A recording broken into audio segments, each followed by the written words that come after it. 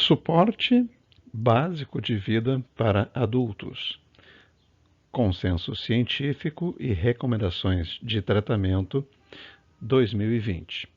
Então, lá vamos para o nosso intro.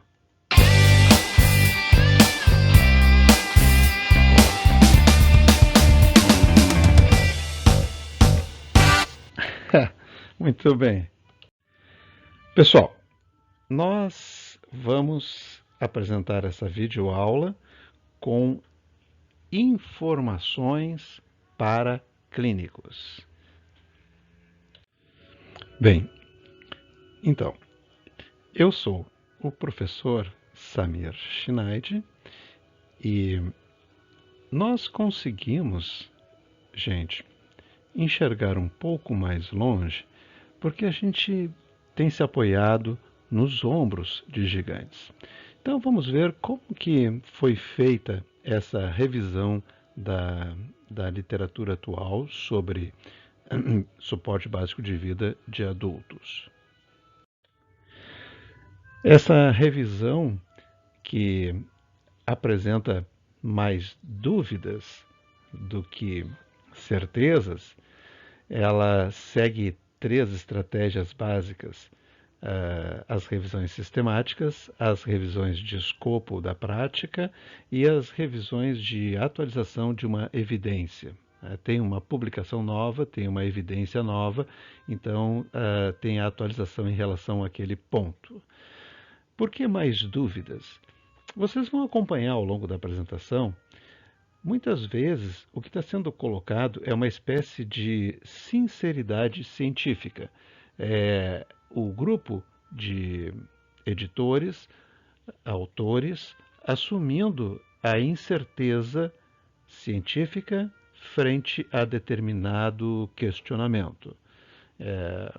Mas, de qualquer forma, nós temos pela frente uma excelente revisão, um trabalho, vocês verão, muito abrangente e que merece muito a nossa consideração e o nosso estudo e a divulgação, tanto para o leigo, quanto para quem treina o leigo, quanto para o profissional da área da saúde que pode se deparar com uma situação dessas de precisar ter o domínio sobre as questões mais importantes de suporte básico de vida em adultos. São 8 blocos. Desses 8 blocos, nós estaremos então trabalhando o acesso precoce rápido e a prevenção da parada cardíaca, a RCP assistida pelo regulador do SAMU, regulador assistida, a RCP de compressões somente, a sequência da RCP, os componentes da RCP de alta qualidade, técnicas alternativas, desfibrilação, circunstâncias especiais e o risco de lesão da RCP. São os 8 blocos que nós iremos trabalhar. Começando, então, pela prevenção da parada cardíaca e a RCP regulador assistida. O acesso precoce e a prevenção da parada cardíaca, incluindo a regulação da emergência médica e a RCP, a reanimação cardiopulmonar, regulador do SAMU. Né? Regulador, eles usam uma palavra em inglês que é o dispatcher, que nós traduzimos pelo regulador, mas não é exatamente regulador. Né? Pode ser um pouco mais amplo o uso dessa palavra em inglês, assistida. Tá? Então, reanimação cardiopulmonar, regulador assistida. Trabalharemos com o diagnóstico da parada cardíaca pelo próprio regulador, com instruções do regulador na RCP, com a RCP regulador assistida com compressões somente versus RCP convencional. São 3 revisões sistemáticas. O diagnóstico da parada cardíaca pelo regulador, uma revisão sistemática. Então, aqui está A colega com o computador conectada, falando pelo celular com um leigo que se depara com uma vítima inconsciente e uma possível parada cardíaca. O que nós temos de evidência? Quais as recomendações em relação a esse cenário? Nós recomendamos, deixa eu puxar o meu laserzinho aqui só um pouquinho. Nós recomendamos que os centros de regulação, as bases do SAMU, implementem algoritmo. As bases do SAMU sou eu que estou tentando colocar num cenário mais prático para que a gente possa compreender, né? Mas é uma recomendação genérica. Tá? Implementem algoritmo padronizado e ou critério padronizado para determinar imediatamente se um paciente está em parada cardíaca no momento da chamada de emergência. Então nós temos aqui uma recomendação forte. São poucas as recomendações fortes. Não necessariamente embasada numa evidência que tenha um nível de certeza, de confiabilidade alto.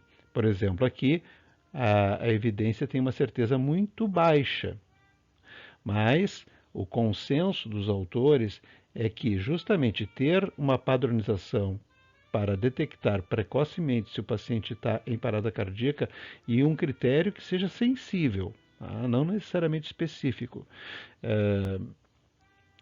é importante. Nós recomendamos que os centros de regulação monitorem e acompanhem a capacidade diagnóstica. Tá? Essa é uma ideia. E nós sugerimos que os centros de regulação, deixa eu tirar a câmerazinha, procurem maneiras para otimizar a sensibilidade. Então é importante que esses algoritmos eles tenham uma alta sensibilidade, ou seja, que eles minimizem o número de falsos negativos. Instruções da reguladora, a gente sempre fala o regulador, né? Vamos também usar agora, usar tentar inverter um pouco essa lógica, né? A reguladora, a médica reguladora, em relação à RCP. Ali está a colega atendendo, né? As instruções que ela pode repassar. Vamos ver. Recomendações. Nós recomendamos que os centros de regulação médica de emergência disponibilizem sistemas que permitam aos operadores de comunicação oferecerem instruções de RCP para adultos em parada cardíaca. Também uma recomendação forte com uma evidência de muito baixa certeza. Nós recomendamos que os reguladores de emergência médica ofereçam instruções, isso é importante, de RCP, quando julgarem necessárias, para pacientes adultos em parada cardíaca, uma recomendação forte, com nível de evidência de muito baixa certeza. Tá? Então a ideia é que o regulador ele trabalhe orientando o leigo no atendimento dessa situação de parada cardíaca, possível parada cardíaca. E a RCP com compressões somente, reguladora assistida, versus a RCP reguladora assistida convencional. Vamos ver o que essa revisão sistemática nos traz ao comparar a RCP convencional, aqui com celular, né, viva voz, e aqui a RCP de um adulto, né, reguladora assistida com compressões somente. Nós recomendamos que os reguladores forneçam instruções de RCP compressões somente para os chamadores, para as pessoas que estão procurando ajuda, né? Sendo o caso de adultos com suspeita de parada cardíaca no pré-hospitalar. Uma recomendação forte, com evidência de baixa certeza. Então, o regulador do SAMU ele pode ficar à vontade no sentido de orientar compressões somente. Aqui terminou o primeiro bloco, que girava em torno do acesso precoce e da prevenção da parada cardíaca e da RCP reguladora assistida. Vamos para o próximo bloco. RCP de compressões somente. Vamos analisar, eles fazem as questões picostes, né? Essa é uma sistemática para definir a questão a ser respondida. Neste caso, o tema é RCP de compressões somente. Nós temos 3 revisões sistemáticas e uma revisão de escopo, de prática, que é a questão da fadiga do socorrista. Vamos analisar uma a uma? Notem, elas serão trabalhadas assim, ó, socorrista leigo, serviço de emergência médica, o nosso SAMU, o intra-hospitalar. Então, em todos esses níveis, nós estaremos revisando sistematicamente compressões somente versus RCP padrão. Iniciando então com o socorrista leigo. Ali está a vítima, o socorrista leigo, outra pessoa presente ligando para o SAMU. Nós continuamos a recomendar que as pessoas presentes realizem compressões torácicas para todos os pacientes em parada cardíaca. Isto é uma declaração de boa prática, não chega a ser nem uma recomendação. Nós sugerimos que as pessoas treinadas que estejam aptas e que desejem oferecer ventilações de resgate e compressões torácicas façam isso para todos os pacientes adultos em parada cardíaca. Uma recomendação fraca com evidência de muito baixa certeza. O SAMU, o Serviço Médico de Emergência. Compressões somente versus RCP convencional. Então, esse foi um evento na frente do CTC em Porto Alegre, Centro de Treinamento em Emergências Médicas, onde um senhor que aguardava para pegar um churrasco aqui na hora do almoço, 1h da tarde, ele sofreu uma parada cardíaca. Aqui já chegando o SAMU, uma unidade básica do SAMU que vai levar. Ele já no caso, já reanimado. Ele foi submetido a RCP pelos próprios integrantes aqui do Centro de Treinamento, CTCEM, e também ele foi submetido a 2 choques de desfibrilação, e aqui ele já estava falando quando ele foi levado. Bom, digamos que o SAMU, o Serviço de Emergência Médica, esteja socorrendo esses pacientes. Então, nós recomendamos que os provedores do Serviço de Emergência Médica realizem RCP com 30 compressões para 2 ventilações, uma razão de 30 para 2. Ou vem uma parte importante da nova recomendação, compressões torácicas contínuas e ventilação com pressão positiva fornecida, notem, sem pausar as compressões torácicas, até que um tubo traqueal ou um dispositivo supraglótico, ou extraglótico, né, na questão da nomenclatura, tenha sido colocado.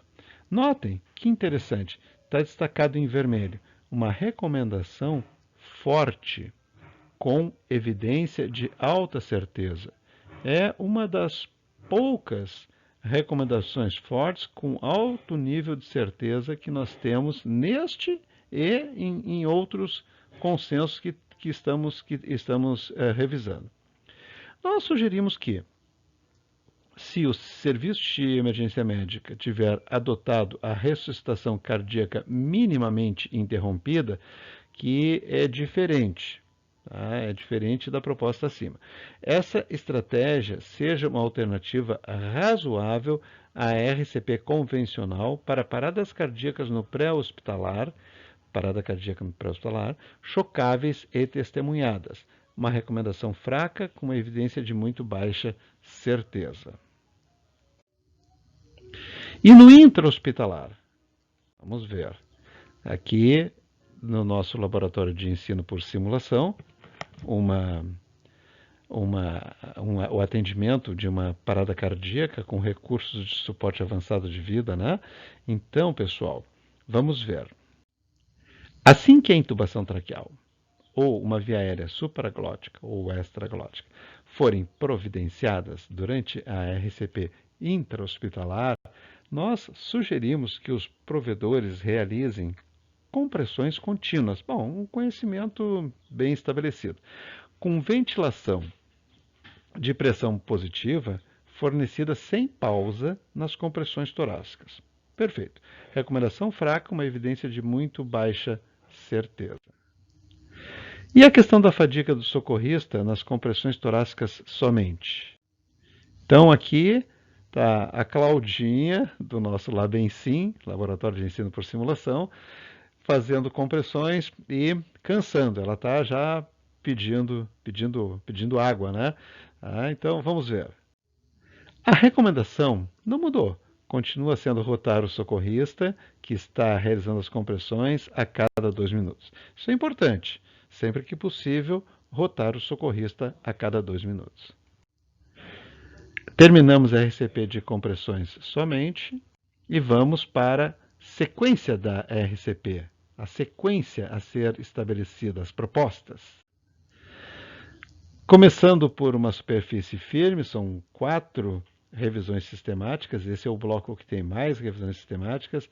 Depois, a questão de começar por compressões ou começar pelas vias aéreas, chamar ajuda primeiro, duração dos ciclos e a checagem da circulação durante o BLS. Vamos ver?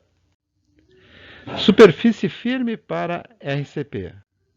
Olha só, estamos na emergência e temos aqui um colchonete, uma maca, ou na enfermaria, no leito, nós temos um colchão. Tá? Então, a gente supõe que devesse fazer aqui, colocar uma tábua de parada ou colocar o paciente no chão para fazer RCP. Vamos ver o que nós temos de evidências em relação a isso. Olha só, nós sugerimos realizar as compressões torácicas manuais sobre uma superfície firme, quando possível. Tá? Então, essa é uma recomendação fraca com uma evidência de muito baixa certeza. Essas são as nossas suposições. Né? Durante a parada cardíaca intra-hospitalar, nós sugerimos que, se o leito tiver um modo RCP, um CPR mode, né, que aumente a resistência do colchão, que ele seja ativado. É uma recomendação fraca com evidência de muito baixa certeza, mas temos uma recomendaçãozinha aqui para os nossos leitos aqui no hospital da FAMED, aqui da EBSER FAMED, né, em hospital de ensino da UFPEL, que tem leitos assim. Durante a parada cardíaca intra-hospitalar, nós sugerimos olha só, contra mover o paciente do leito para o piso, a fim de melhorar a profundidade das compressões torácicas. É uma recomendação fraca, uma evidência de muito baixa certeza. A confiança nas estimativas de efeito é tão baixa que a força-tarefa foi incapaz de fazer uma recomendação sobre o uso de uma estratégia com a tábua de parada. Então, nós temos tão poucos estudos que eles não conseguiram definir algo mais claro em relação ao uso da tábua de parada. Começando a RCP, por compressões ou pela via aérea? Revisão sistemática. Então, CAB, o tradicional, atualmente, versus o antigo, que era ABC. Vamos ver com qual dos dois a revisão ficou. Nós recomendamos começar a RCP com compressões em vez de ventilação em adultos. Deixa eu ver se isso aqui está dando.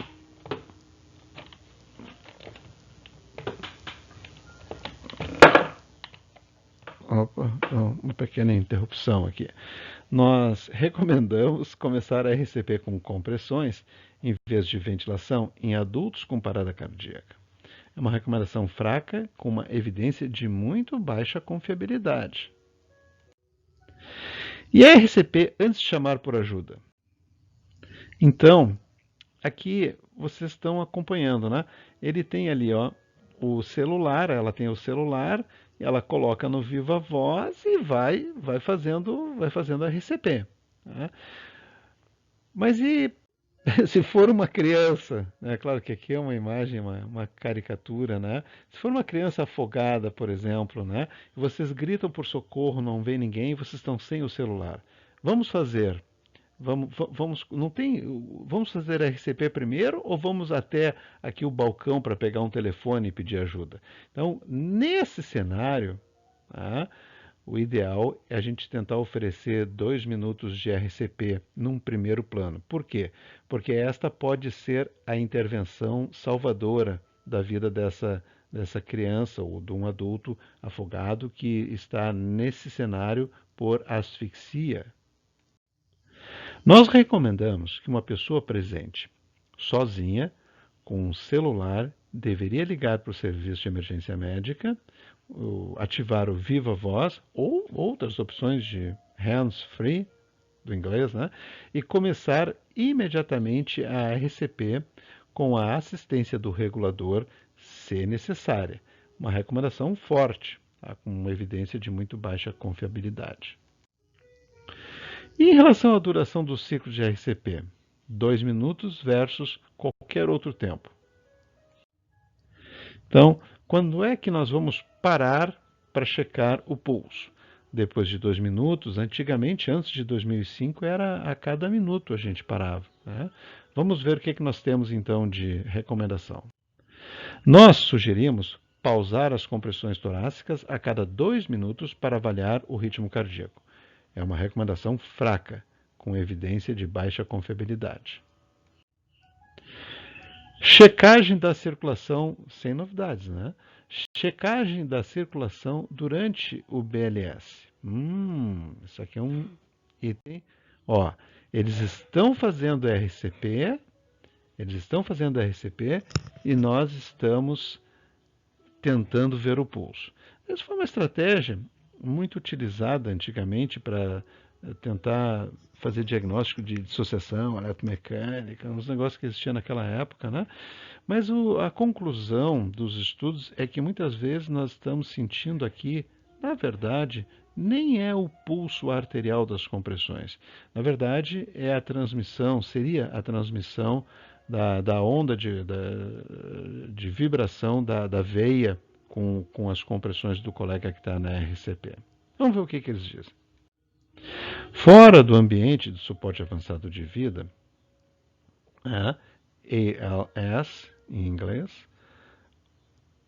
onde monitoração invasiva está disponível, claro, né? Suporte avançado de vida tu tem condições de monitorar invasivamente.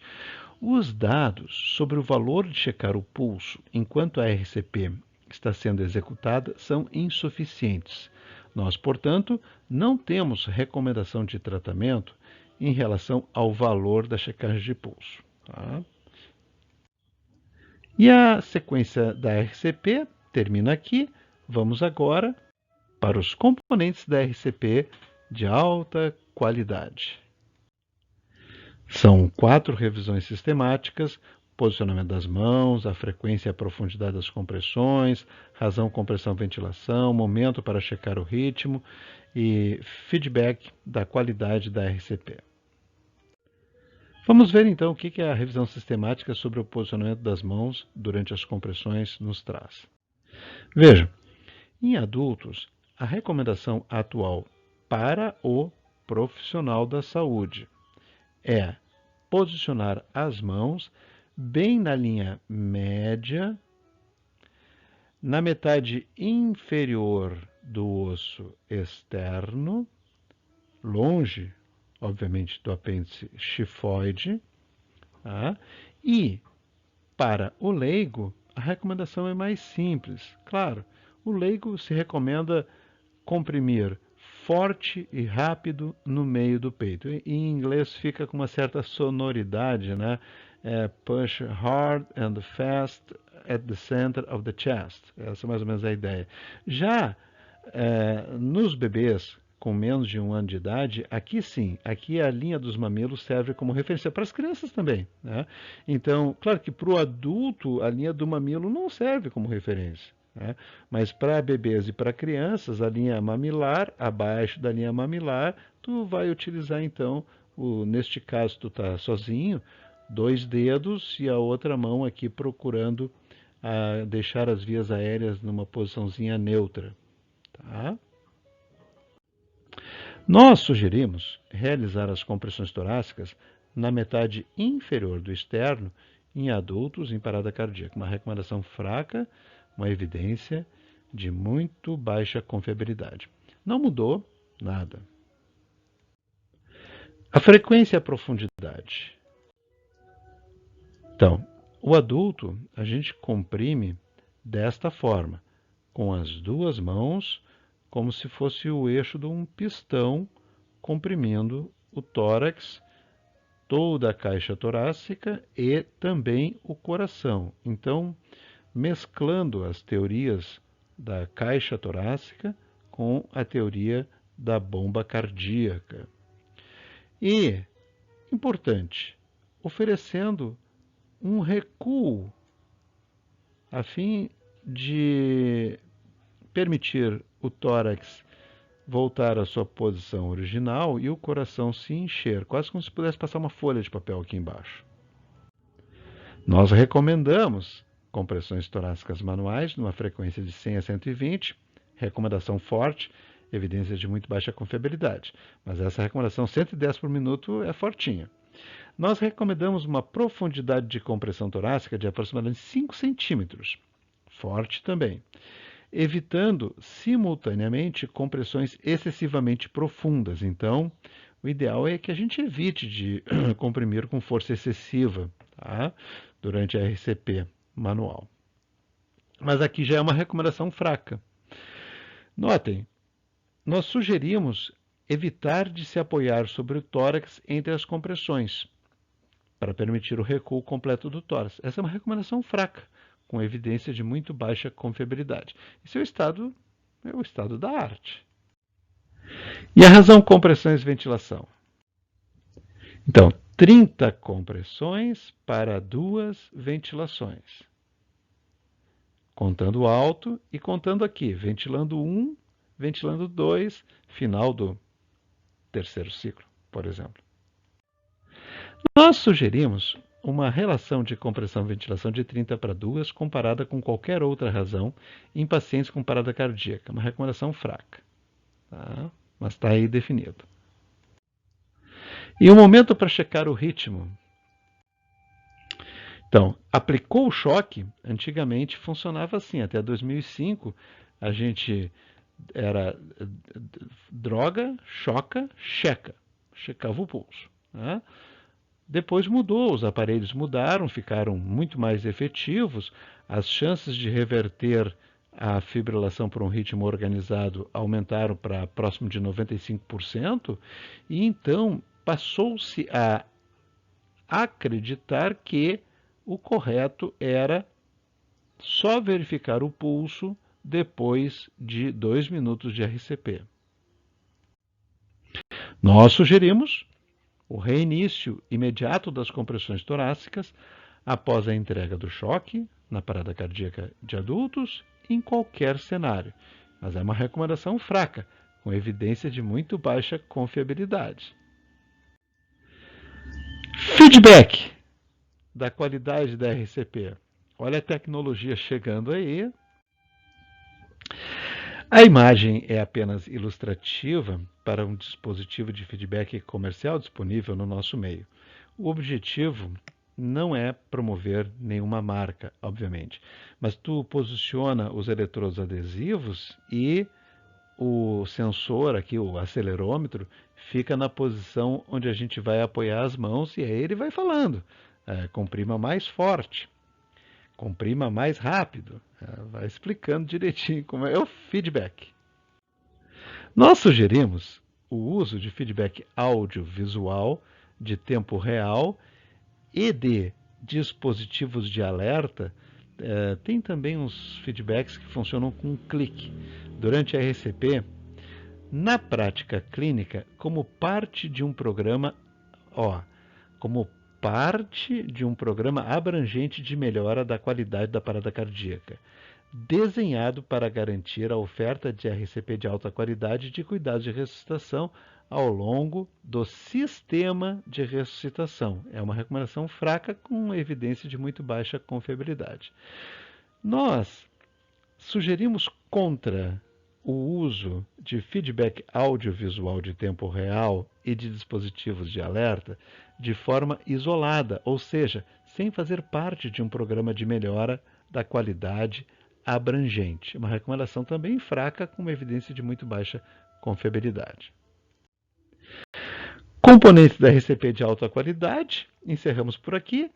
Técnicas alternativas.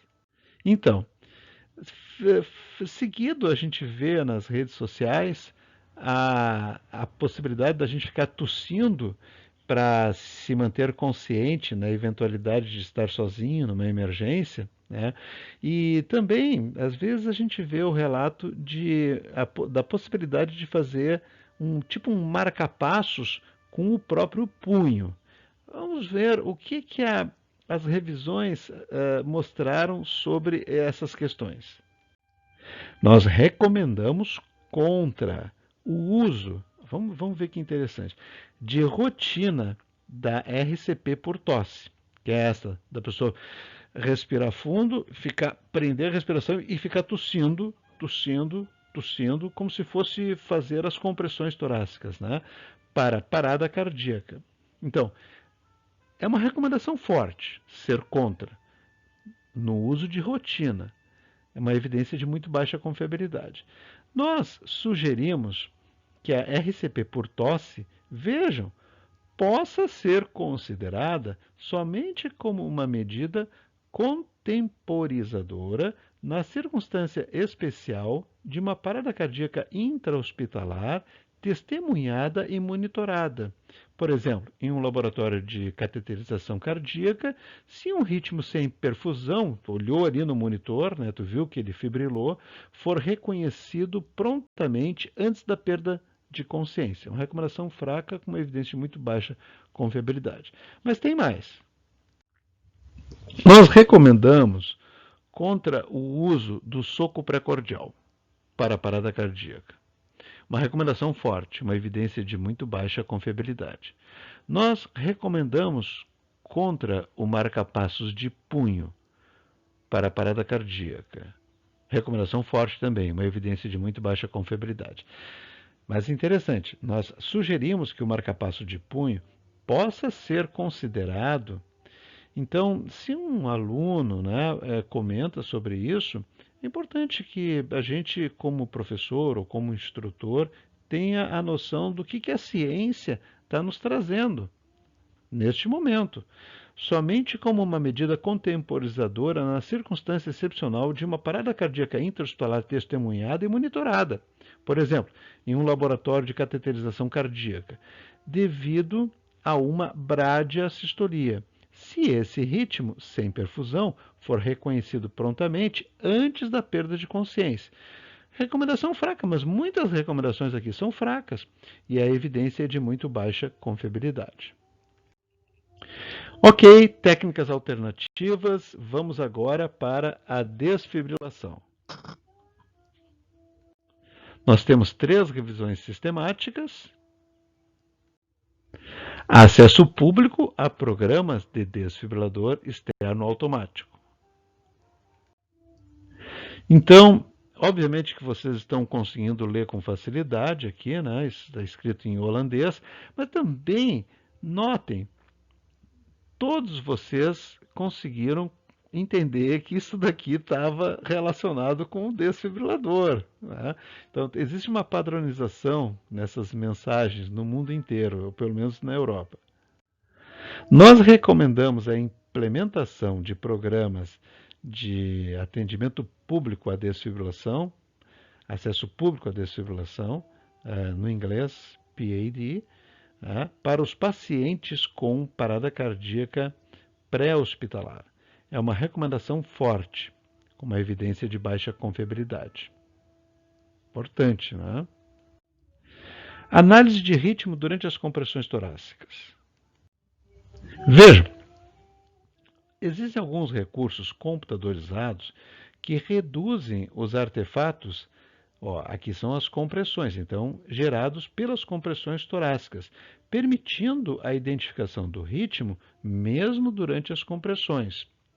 Então, vamos ver o que nós temos de recomendação atualmente. Nós sugerimos contra o uso rotineiro dos algoritmos de filtro de artefatos para análise do ritmo eletrocardiográfico durante a RCP. É uma recomendação fraca. Nós sugerimos que a utilidade dos algoritmos para filtrar artefatos para análise do ritmo eletrocardiográfico durante a RCP seja avaliado em experimentos clínicos ou em iniciativas de pesquisa. Tá? Faz sentido. RCP antes da desfibrilação. Vamos ver. Olha aqui então, os nossos estudantes aqui na Universidade Federal de Pelotas, se preparando, ele tá com o choque preparado. Vamos ver o que nós temos aqui de recomendação. Nós sugerimos um curto período de RCP até que o desfibrilador esteja pronto para a análise e ou para a desfibrilação na parada cardíaca não monitorada. Uma recomendação fraca, uma evidência de baixa confiabilidade. Bom, a ideia então é preparar o aparelho, selecionar a carga, passar gel e avisar que está com ele pronto, verificar o ritmo, se for um ritmo chocável, então segue-se um período curto de RCP até que ele carregue, fique pronto para a gente então avisar quem está coordenando, afasta todo mundo e tu vai aplicar o choque. O tamanho das pás e o posicionamento para a desfibrilação. Vamos aproveitar para revisar alguns conceitos importantes. Uma pá colocada abaixo da clavícula e à direita do osso externo, sendo a outra posicionada à esquerda do mamilo, no quinto espaço intercostal esquerdo e com o centro na linha médio-axilar esquerda. Observem que a operadora está pressionando com força. Ela tenta obter os LEDs indicadores de bom contato na pá da sua mão esquerda. Esse é o posicionamento clássico.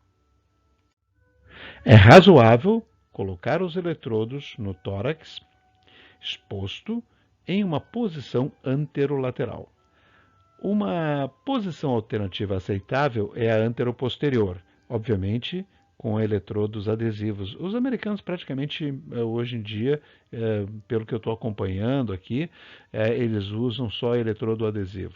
Em indivíduos com as mamas grandes, é razoável colocar o eletrodo esquerdo lateralmente ou abaixo da mama esquerda, evitando o tecido mamário.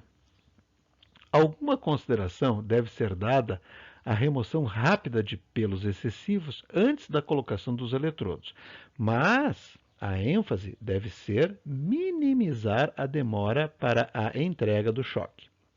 As evidências são insuficientes para recomendar um tamanho específico do eletrodo para otimizar a desfibrilação de adultos.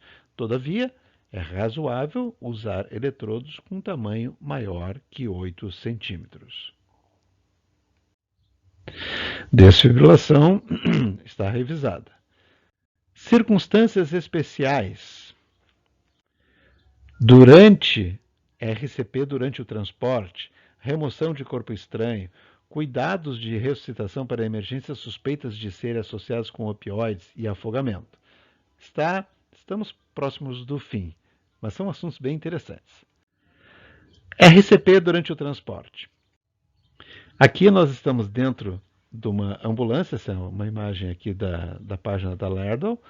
Vocês estão fazendo compressões e ele está fazendo ventilação e ela está analisando o ritmo. Então, assim, isto é muito arriscado porque a ambulância em movimento é um risco para os socorristas. Vamos ver as recomendações. Então, embora haja pouca evidência sobre o risco para os socorristas ao realizarem RCP durante o transporte, existem vários relatos destacando o risco de lesão quando atuam sem contenção dentro de uma ambulância.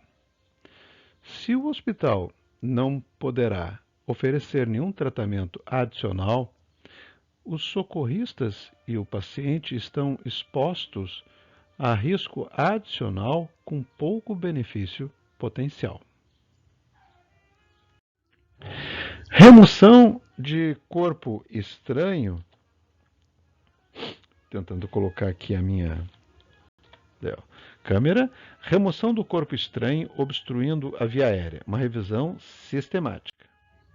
Vejam, aqui nós temos a pinça de McGill e eles trabalharam nesse consenso a questão do treinamento dos profissionais no nosso meio, profissionais médicos, mas nos Estados Unidos e talvez na Europa, eles também consideram a possibilidade de treinar os paramédicos para utilizar a pinça de McGill, o que é altamente razoável, né? Bom, pinça para paramédicos bem treinados, né? Aqui ele está com o laringoscópio na mão esquerda e aqui ele está segurando a pinça de McGill para a retirada então do corpo estranho. Esses sistemas dispositivos de sucção de via aérea, que é uma novidade. Aqui a manobra de Heimlich, que não é novidade para adultos. Manobra de Heimlich para crianças, a pessoa fica em uma posição de 3 pontas, né? Joelho, pé e o outro pé, e também faz a compressão abdominal. E as manobras para desengasgo de bebês, com os tapas nas costas e as compressões no tórax, 5 e 5. Nós sugerimos que, olha só, tapas nas costas sejam usados. E claro que aqui nós não temos ensaios clínicos randomizados, são eventos raros, né, ou incomuns, mas o que as evidências nos trazem dos relatos dos casos é que tapa nas costas seja usado inicialmente em adultos e em crianças com uma obstrução de via aérea por corpo estranho e uma tosse inefetiva, uma recomendação fraca com evidência de confiabilidade muito baixa, mas está no consenso. Nós sugerimos que, aqui nós ficamos com uma certa dificuldade para traduzir os empurrões. A palavra no inglês, se não me engano, era thrust, né? Abdominais. Mas é a manobra de Heimlich. Sejam usados em adultos e em crianças maiores de 1 ano, com uma obstrução de via aérea por corpo estranho e uma tosse inefetiva, quando os tapas nas costas forem inefetivos. Também uma recomendação fraca, uma evidência de confiabilidade muito baixa. Interessante porque a gente vai calibrando assim o nosso nível de certeza em relação às coisas que a gente estuda, que a gente aprende, que a gente ensina, né? Vejam, nós sugerimos que os socorristas considerem a extração manual de itens visíveis na boca, uma recomendação fraca com uma evidência de confiabilidade muito baixa. Nós sugerimos contra, bom, aqui concorda com o que nós já vimos estudando, o uso de varredura digital às cegas em pacientes com obstrução das vias aéreas por corpo estranho, uma recomendação fraca, evidência de confiabilidade muito baixa. E aqui, vejam, nós sugerimos que empurrões, né, a tradução da palavra thrusts do inglês ficou um pouco complicada para mim. Deixamos assim, empurrões, entre parênteses, compressões torácicos, porque está relacionado com os empurrões, sejam usados em adultos ou em crianças inconscientes, com uma obstrução da via aérea por corpo estranho, uma recomendação fraca com evidência de confiabilidade muito baixa. E nós sugerimos que, então, recomendação para ambientes norte-americanos, europeus, né, sugerimos que profissionais da saúde apropriadamente treinados utilizem, sim, o fórceps de McGill para remover uma obstrução de via aérea por corpo estranho em pacientes com parada cardíaca no pré-hospitalar, por obstrução de vias aéreas por corpo estranho. Recomendação fraca, evidência de baixa confiabilidade, de muito baixa confiabilidade. Né? Claro que isso aqui, obviamente, depende da autorização dos respectivos conselhos de medicina, né, e das outras profissões. Nós sugerimos que empurrões, compressões torácicos sejam usados em adultos e em crianças inconscientes com uma opção de via aérea por corpo estranho. Recomendação fraca, evidência de muito baixa confiabilidade. Nós sugerimos que as pessoas presentes realizem intervenções para apoiar a remoção da obstrução das vias aéreas por corpo estranho, assim que possível, após o reconhecimento. Tá? Então, a ideia é faça alguma coisa. Olha que interessante, isso aqui é uma novidade. Assim, nós até já vimos esses dispositivos para limpeza das vias aéreas, né? Nós sugerimos contra o uso de rotina de dispositivos para, entre aspas, limpeza das vias aéreas embasados em sucção. Uma recomendação fraca, uma evidência de confiabilidade muito baixa. Cuidados com a ressuscitação para emergências suspeitas de serem por opioides. Então, os Estados Unidos vivem uma verdadeira epidemia de mortes, se não me engano, 70 mil mortes por ano por intoxicação com opioides, e o antagonista existe, o antídoto para reverter, tanto aqui, nunca vi tanta versatilidade num medicamento em termos de vias de administração, pode fazer de todas as formas possíveis, tá? Imagináveis, e também intranasal, aqui 4 miligramas, e aqui nós temos 0,4 miligramas por mililitro. Nos Estados Unidos, em programas adequadamente homologados, nós temos que o próprio familiar, ou companheiro, enfim, da pessoa que é dependente de opioide, administre, né, esse antagonista quando houver a necessidade. A pessoa está inconsciente, está na iminência de morrer. Né? Então, nós sugerimos que, olha aqui, RCP seja começada sem demora em qualquer pessoa inconsciente e que não esteja respirando normalmente, e que a naloxona seja usada pelo socorrista leigo na suspeita de parada respiratória ou circulatória opioide relacionada. Claro, isso tudo aqui faz parte de programas de treinamento e tudo, né, para a pessoa saber como vai administrar. Mas é uma recomendação fraca embasada em consenso de especialistas, mas eles têm tido um grande sucesso, né, com o uso desse programa no sentido de salvar a vida das pessoas. Olha, estamos bem pertinho do fim. Afogamento. Uma imagem aérea do Campus Carreiros da FURG, em Rio Grande, onde eu fiz minha faculdade. Em 1984, nós aqui tivemos a oportunidade, a triste, mas feliz oportunidade, de um desses laguinhos aqui, nós socorremos um colega nosso, um estudante também da universidade, que tinha se afogado, ou quase afogado. Se tivesse afogado, ele teria morrido. Quase afogamento. Então, uma cena assim, muito, assim, mobiliza muito a gente, né? Eu estou no segundo ano da faculdade, lá FURG não era por semestre, era por ano. Um amigo meu, Jadir, um grande amigo, chega para mim, assim, Samir, vamos lá, vamos ajudar, que eles estão tentando salvar um estudante que está se afogando. E tinham dois rapazes, dois escoteiros, né, que eram estudantes, eram universitários também, e o escoteiro tem isso, né? O escoteiro eles treinam essas coisas. E o rapaz mergulhou num ato de coragem, né, treinado, e pegou o sujeito, esses laguinhos são fundos, pegou o sujeito pelos cabelos e trouxe, e ele estava pálido, cianótico, inconsciente, e nós fomos lá, fizemos o que a gente sabia fazer.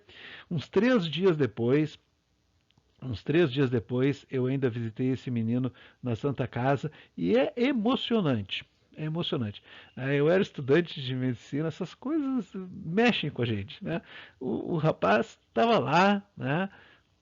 Pronto para ter alta do hospital, enfim, e aí a gente ia lá estudar água doce, água salgada, enfim, né? Então, isso tudo é motivação para a gente estudar, treinar e ensinar cada vez mais. Nós recomendamos que a duração da submersão seja utilizada como um indicador prognóstico ao se tomar decisões relacionadas com o manejo, operação dos recursos de busca e de resgate. Isto é uma recomendação forte e é uma evidência de confiabilidade moderada, quer dizer, que é uma das melhores que a gente tem. Tá? Só teve uma que foi também forte aqui. Tá? Bom, vocês entenderam então assim, a duração da submersão é importante. Menos de 10 minutos, o prognóstico ainda é bom. Menos de 10 minutos, o prognóstico ainda é bom. Mais de 25 minutos, praticamente não tem mais esperanças. Nós sugerimos contra o uso da idade, do tempo de resposta do SAMU, do tipo de água doce ou salgada, da temperatura da água e da presença de testemunha para tomar decisões relativas ao prognóstico. Tá? Nós reconhecemos que essa revisão exclui relatos de casos raros e excepcionais que identificam bons desfechos após submersão prolongada em águas geladas. Tá? Então, pode acontecer, mas não está nas recomendações aqui colocadas.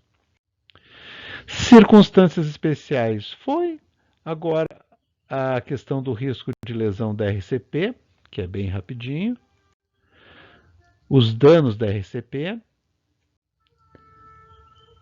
na vítima que não está em parada cardíaca, estão ali, né? Tu fez a RCP, mas ele não estava, é leigo, tu não palpa pulso, não sabia, estava aparentemente inconsciente, tu começou.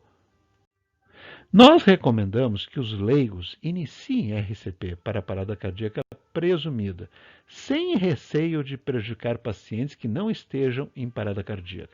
Recomendação forte, uma evidência de confiabilidade muito baixa. E o dano da RCP para o socorrista. Esta é uma imagem de uma publicação na Circulation não tem o ano aqui? Não, pelo menos não estou conseguindo enxergar o ano, mas 2008, se não me engano. Né? Então, vejam, a ideia é aplicar o choque de desfibrilação enquanto o socorrista com luvas e com um dispositivo elétrico aqui, protetor, segue fazendo as compressões. Tá? Então, vamos ver o que nós temos de recomendação aqui sobre o risco para o socorrista. Coloquei uma situação extrema, né, só para a gente ilustrar.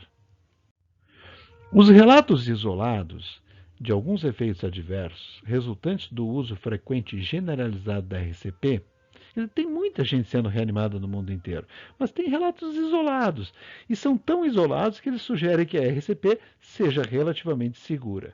A entrega de um choque de desfibrilação com um DEA durante o BLS também é segura, claro. Não, aqui tem que se afastar, né? Lógico. Né? Aquilo lá estava numa outra situação. É um experimento. A incidência e a morbidade de lesões relacionadas com o desfibrilador também são baixas. Pessoal, risco de lesão da RCP, nosso último bloco. Nós estamos com 53 minutos. E fizemos uma revisão sobre o consenso científico e as recomendações de tratamento para suporte básico de vida. Básico não no sentido de fútil, mas básico no sentido de fundamental, tá? Em adultos, da American Heart Association. Nós somos o laboratório de ensino por simulação. E por que a gente faz isto? Obrigado pela atenção de vocês e até a próxima. Nós estamos preparando mais 2 revisões de pediatria, junto com o nosso amigo pediatra neonatologista intensivista Daniel Davis, e uma sobre os guidelines, que também tem o consenso dos guidelines de educação. Educação para emergências médicas, cardiovasculares e para a parada cardíaca. O que é que nós temos de novidade, o que é que nós temos de ciência, revisando esse assunto. As análises quantitativas do processo de ensino-aprendizagem que eles nos disponibilizam aí a cada 5 anos. Obrigado, pessoal.